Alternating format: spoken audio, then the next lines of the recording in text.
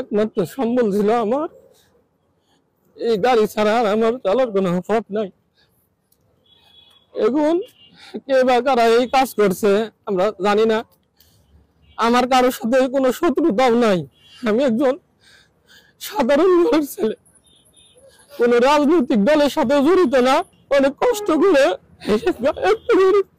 আমি আপনাদের মাধ্যমে সবার কাছে তার সুস্থ তদন্ত করে আর একটা ন্যায় বিচার চাই। আমি